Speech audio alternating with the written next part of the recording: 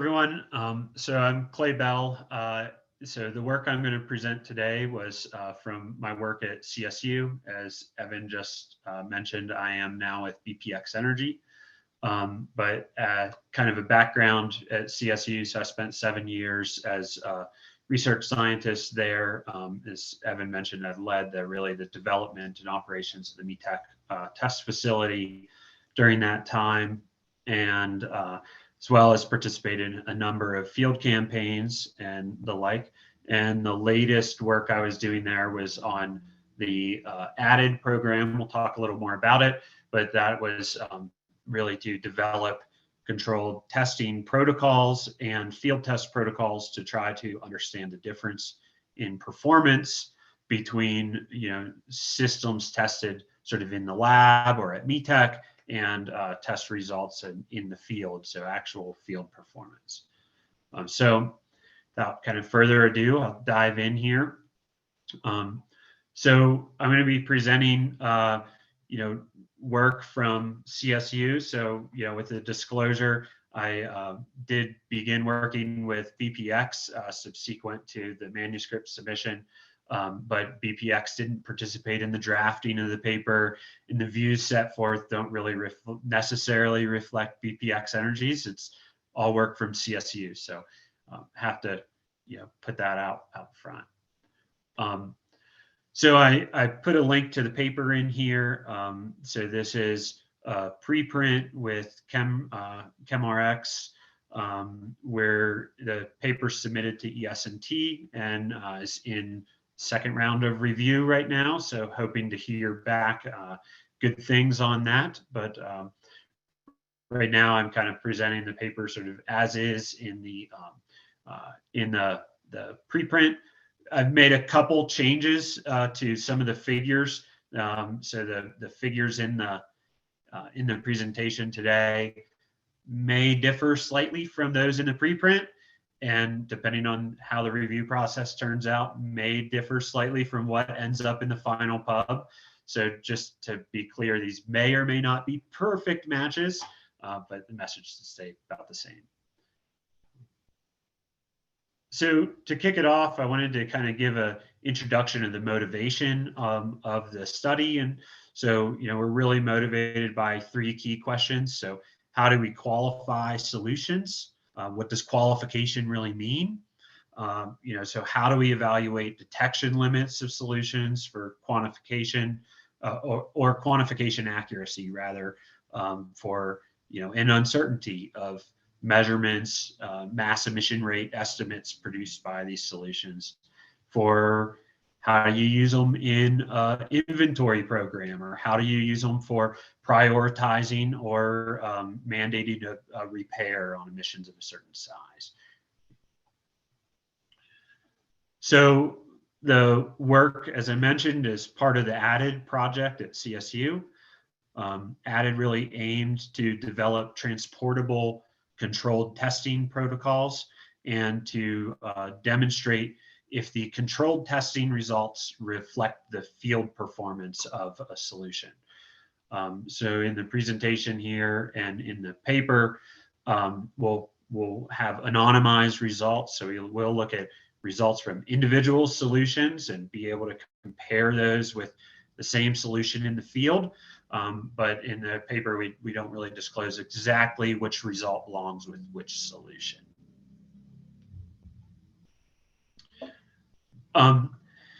Really, to kind of back up a step, we're talking about leak detection solutions. So when we discuss testing, we're really focused on evaluating the solution, not the sensor, right?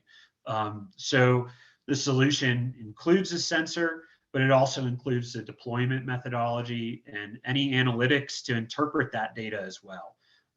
So analytics may provide attribution of where the emission source is actually located. Is it the same emission source as the previous detection or something different? As well as quantification estimates. How large is the leak? Not quantification in terms of how many ppm did the sensor pick up, or how many parts per million meter were in the integrated line measurement, right? So the analytics are really a key component of the solution. And since we're generally interested in understanding the outputs of the analytics, like a detection alert or an attribution to specific equipment or a mass emission quantification estimate, as opposed to raw sensor readings like ppm or path integrated ppm, we want to test the whole solution, right? So, with this wide variety of approaches out there to do leak detection, anything from a handheld sensor to a drone or a continuous monitor that works like a camera installed at a facility or a point sensor network, we really wanted to enable sort of a wide variety of technologies to complete testing under the same protocol or test methodology. So we want to make sure that the protocol is evaluating the full solution, as kind of discussed on the last slide, and not just focusing on the characteristics of the sensor. And we want to make sure we're conducting those tests in a repeatable manner. So you could compare the performance of a solution tested in this set of results versus somebody that's testing now at Metec, or somebody that tested not at Metec, but maybe at a facility in Texas or at a facility in Canada or at Total's facility in France, right? So we want to enable this sort of transportable and transparent test methodology to evaluate the solution as a whole. And to do that, we really want to define sort of key performance indicators or metrics of the solution and the solution output, which was really missing when we started this work. So today I'm going to be talking about the continuous monitor testing we ran at Metec. And so at a high level, all the testing single blind, fully single blind. So the solutions don't know the timing of the emission sources, the location of them, the number of them that are occurring at any given time, or the rate of the emission sources. So it's, install your equipment, tell us when you see something. Not install the equipment. All right, we're starting test number 1 now, right? That's not how we ran the experiments. Okay. And so at a high level, in a single blind, the test center basically selects emission characteristics to map the performance of the solution. And, that can be tailored to evaluating the detection limits or the quantification accuracy. Right. So in our testing, we mostly focused on detection limits. We tried to include a wide enough range within the constraints of Metec to be able to look at both of those metrics. But if you're running a protocol, you may select a different group of emission rates or size emissions and characteristics to achieve sort of mapping your key performance metric. In general, the solutions would report their detection and quantification data to the test center. We provided a standard format to do that. And, it requires them to kick system outputs, not raw sensor readings to us. So we don't get ppm measures from the sensors. We get detections, right? We want you to say, we've detected something. We think it's here. We think it's this large, right, at this time. Finally, the test center collects all controlled release data, detection reports from all the solutions, and does a classification or matching process to identify true positives, false negatives. We didn't focus too much on true negatives in this particular testing. So you did not report an emission when there was not an emission. And we ran the same analysis, literally the same computer code to suck up results from a solution, suck up the METEC data and kick out an answer, right, or a metric.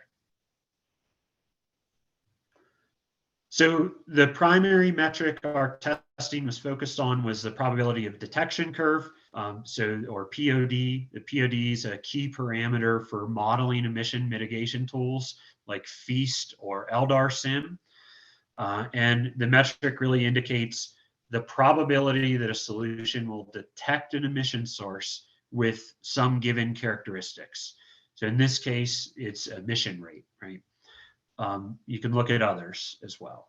The detect and non-detect outcome from each experiment is plotted, and we use a binomial regression, and then we bootstrap that by resampling the data set to repeat the analysis and provide sort of a visual indication of uncertainty in the bootstrapped results. Right. The analysis can be performed for other independent variables as well, or composite variables like a wind normalized emission rate. Right. So kilograms per hour per meter per second of wind. So in this example, the curve on the screen is telling us that this solution would detect 9 out of 10 emission sources that have an emission rate of 2 kilograms per hour. And the uncertainty shows that if we were to repeat that experiments with this solution, we would expect them to get a result as low as 7 out of 10 or as high as 10 out of 10 results. And that's sort of an expected outcome.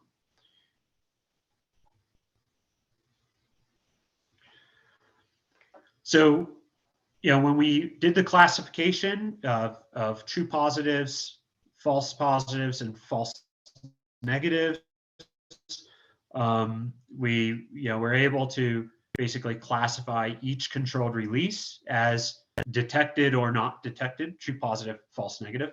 And each detection report can be classified as a true positive or false positive, right? So the solution said something was there, and we could say, yeah, there was, or no, there wasn't actually.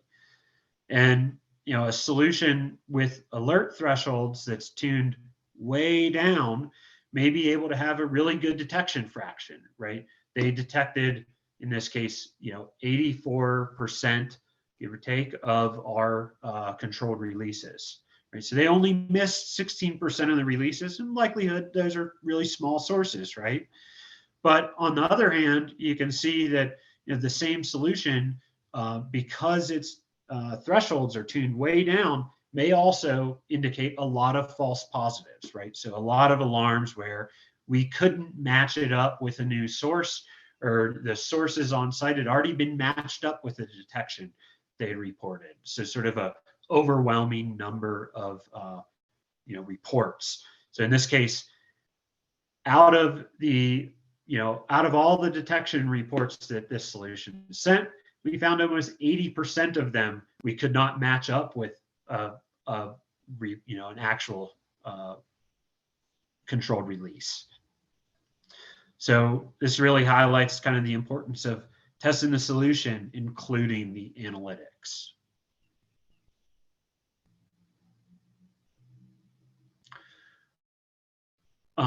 So we can also look at quantification estimates from the solutions, and the accuracy of each measurement can be assessed individually for the true positive results. We can look at that as a relative error, sort of percent difference from the controlled release rate, or an absolute error, total kilograms an hour difference. And we can use a linear regression to look for potential bias across the data set, but there's definitely some cautions in doing that, particularly if your error is sort of non-uniformly distributed, right? Or you've got some heteroscedatic data.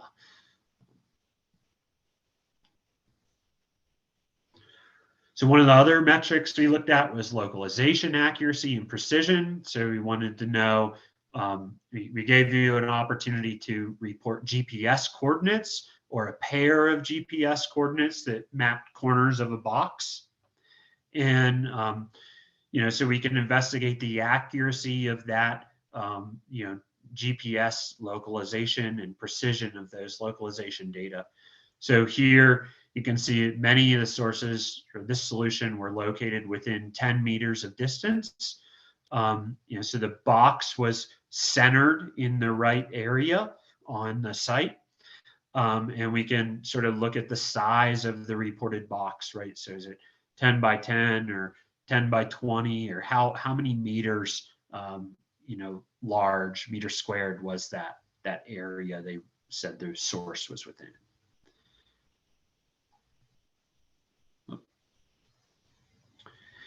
Great. So that's sort of overview of the metrics, and now I get to kind of some results. So the paper focused on, a summary of the testing methodology, and I'm going to highlight a number of interesting results that can be seen in the data. And the paper kind of provides some insights to complications and limitations in the interpretation. Right? So I'm going to kind of focus during this presentation, but there are some full reports for each solution in the SI of the preprint.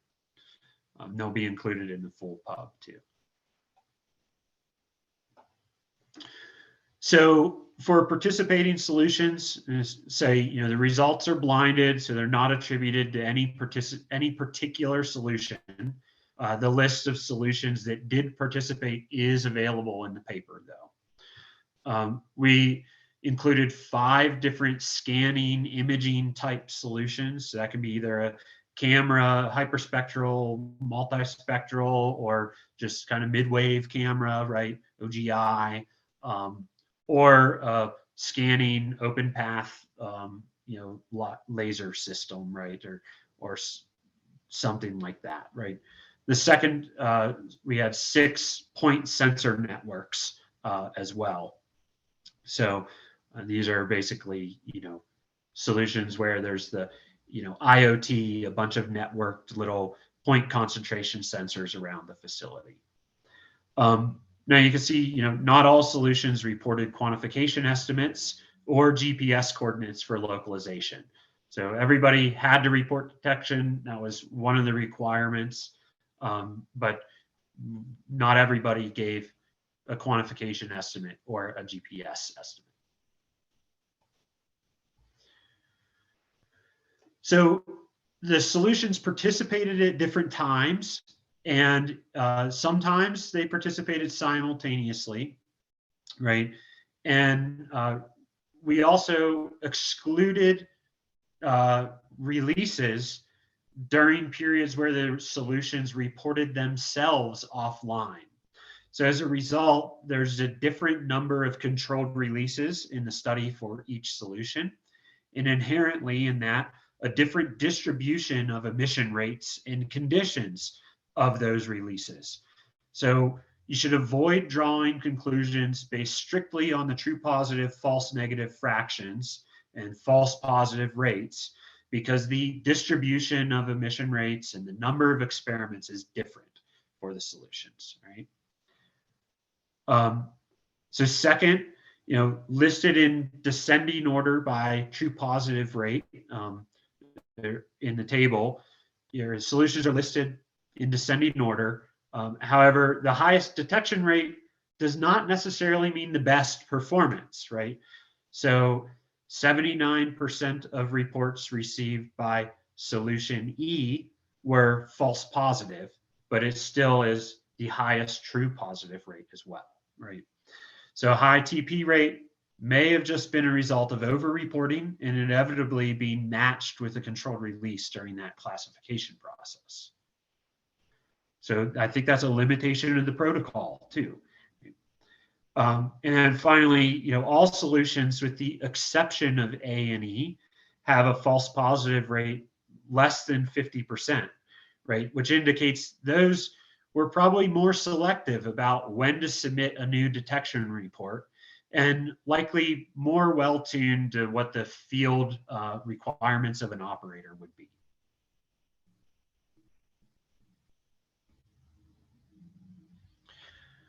So I've got a selection of detection curves on the screen here. So the test center attempted to map the detection curve by including a wide enough span of emission rates.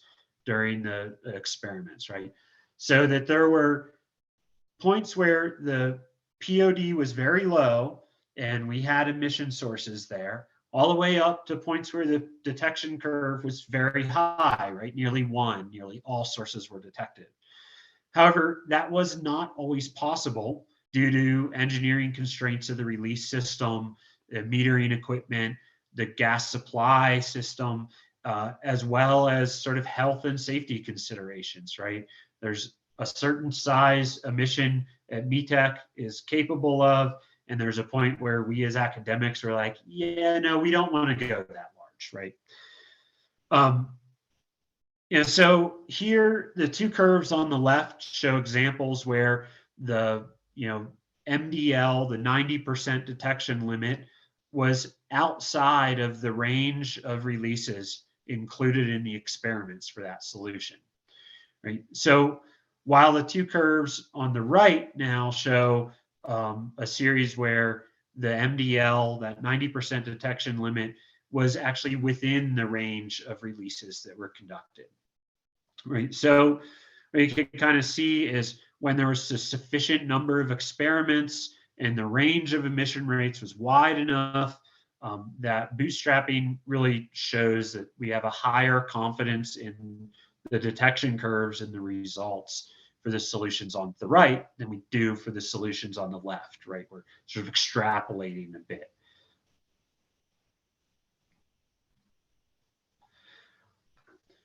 So the logistic regressions are performed considering all true positive detections, right? But the data that we had collected also allows detections to be attributed to equipment unit or group or just facility level.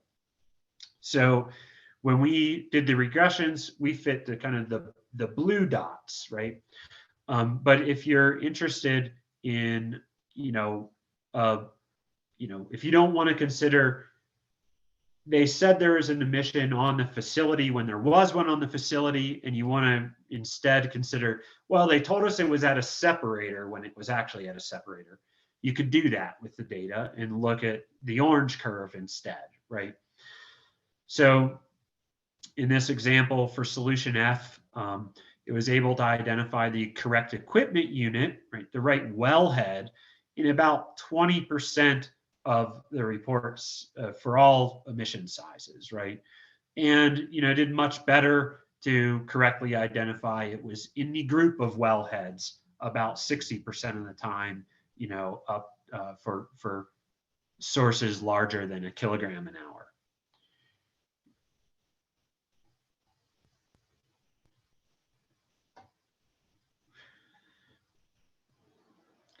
So for the GPS localization, it's possible that a solution did not actually leverage the equipment unit, group, and facility localization in their reporting, and instead take a different strategy with the protocol, right? So we had solution D, which reported all detections as equipment unit equals other, right? So they never said, we think it's the wellhead, we think it's the tanks. They said, we think something's going on. We're going to report it as other, right? That'll only show up in the facility level detection curves. But we can then look at their localization accuracy and see that even though they did not report the equipment unit, for the overwhelming majority of their detections, they were, pretty much group level or better, right? They were within a couple meters, or their localization box was more or less centered on the emission source. Right? So the metrics maybe don't say it all, right? You have to look at a couple of them to interpret that. So for the quantification results, we binned solutions by order, or we binned results by order of magnitude. So sort of less than 1/10 of a kilogram an hour, 1/10 to 1 kilogram an hour, and sort of greater than 1 kilograms an hour, and looked at the accuracy of all results within those ranges. So for the smallest size, less than 1/10 of a kilogram an hour, we're mostly limited in sample size, but the result shows a very high bias for all solutions, right? So very small leaks that were detected and matched, reported much larger than they actually were, right? For 1/10 of a kilogram an hour to 1 kilogram an hour, um, this is a really important emission category, right? So for facilities with no big process failures or upsets, or newer facilities that have very little venting, no atmospheric tanks, nearly all emission sources, all fugitive emission sources would likely fall into this emission rate range. So therefore, these data indicate sort of a substantial misestimation of emissions in a critical range of observations, right? So if you look at the 100 to 1,000 grams an hour range, every solution, with the exception of one, is biased high. The mean is high, and the median is even higher, indicating some skew, or vice versa. The median is high, the mean is even higher, indicating skew in that result. Then in the larger source category, 1 to 10 kilograms an hour, the uncertainties represent reasonable estimates of larger emitters when observed over many estimates, right? So if you're doing inventory approach and you want to get the right number in your inventory, most of those are starting to kind of hone into, no bias in the mean estimate, right? However, there's a very wide confidence interval on any given single result there, right? So that lower confidence limit for all solutions drop below -80% of the emission rate. And that kind of calls into question whether a large emission would quickly be classified as a large emission in field conditions. And the upper limit exceeded 240% of the emission rate.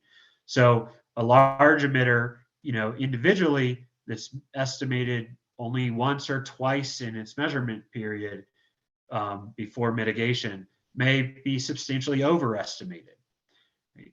Kind of further, if you look into, sort of providing a regulatory lens on this to say, we want action on emissions measured over X, the performance of the solutions today, probably does not support a program that's capable of doing that and actually identifying solutions over X with the type of confidence needed for a regulatory program.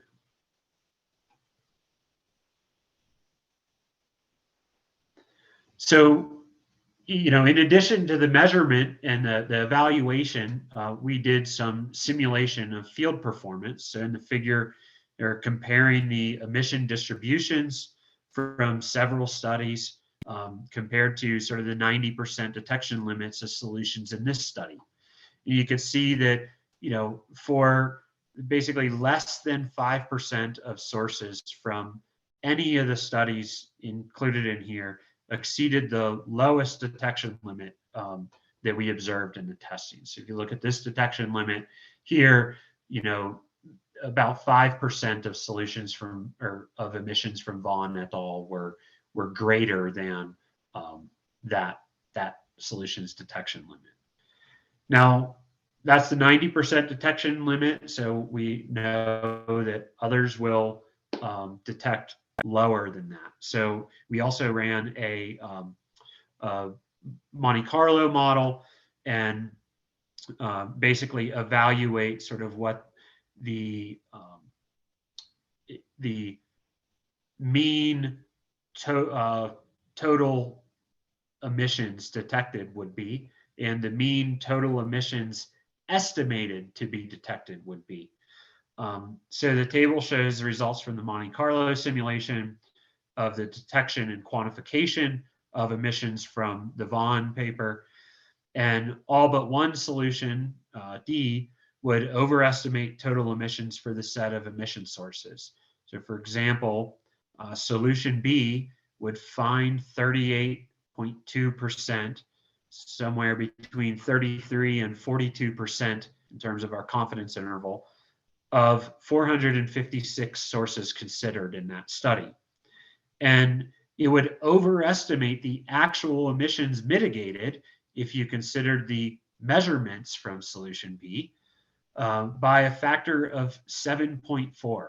So 700% overestimate of the emissions.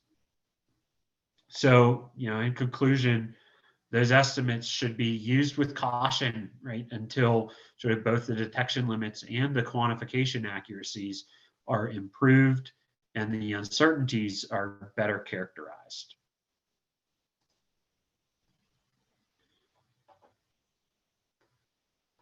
So, I'm also going to address sort of limitations and implications, right? So there's a section in the paper about this as well. So, when we kind of are considering the protocol and the experiments conducted at METEC, the complexity of experiments at a test site like METEC is really limited by the engineering constraints of the facility, right? So we understand that there are a lot of field conditions that the test facility cannot actually simulate very well, right? Maybe that's, intermittent controllers, around the site, combustion sources at the site, maybe large blowdown events, and quantifying those, right? So there's a lot of conditions that, we don't touch. And, there's second, when we're describing the protocols and when we were developing the protocols, we had sort of a specific use case in mind, right? But there's many use cases for the continuous monitors. And, our protocol and implementation at METEC was focused on detection alerting at the equipment level with sort of event resolved quantification estimates, right? So we wanted to tell you, hey, there's something going on now. We think it's at this wellhead and we think it's this large. And we don't want you to tell us that again until something new happens, right? Now we think there's an emission somewhere else. It's here and it's this large, right? So there's other use cases, maybe like providing a continuously resolved site level mass emission estimate, right? We did not take in a mass emission estimate for every 15-minute period and compare it to our actual site emissions over that 15-minute period for every period during the study and evaluate how well a site level, emission estimate was. So there's different use cases for CMs, and we probably need to, look at fit for purpose protocols to evaluate those other use cases, right? And so kind of further that point, the classification methodology that we used and we developed to enable testing kind of considered the use case we had in mind. However, there's probably a need again for variations in the protocol that produce other classification methodologies to identify true positive or false positives, and better match sort of the CM approaches. So, for instance, in our testing, we only allowed one controlled release to have one matching detection, right? So if you reported 4 emission sources during the time, where we only had one emission source, one of those would get matched as true positive and the other 3 would become false positive indications. So, there's other approaches. Maybe you look at a time resolved map of those or something to, change how you're doing that. And maybe you would see sort of an improved metrics. Right? So, the protocol is very sort of use case specific. So I think the last bit, for the discussion is the implications of sort of the results we saw. Right? So our paper kind of stresses, a couple key implications listed here. Right? So first, the results presented here indicate that users should kind of utilize those CM solutions with some caution. Right? So it's not to say that they are not useful, but you really need to evaluate the fit for purpose for a given application and understand, does the solution perform well enough for your application, be it a voluntary program or a regulatory program, right? So second, if the performance is clearly understood and the uncertainties are robustly considered, the solutions here as a group do provide very useful information, right? So for example, most will detect large emitters with a high probability of doing so, and they will do so much sooner than survey methods would detect the same source, right? So, that's great, right? And also with that large emission category, most of those would also quantify those emissions well enough to inform sort of the urgency of a field response. So, small, medium, big, right? But in contrast, kind of relying on the quantification estimate for the solutions for either emission reporting, whether it's an inventory purpose or for, triggering a compliance requirement is likely kind of premature at this point or based on these results.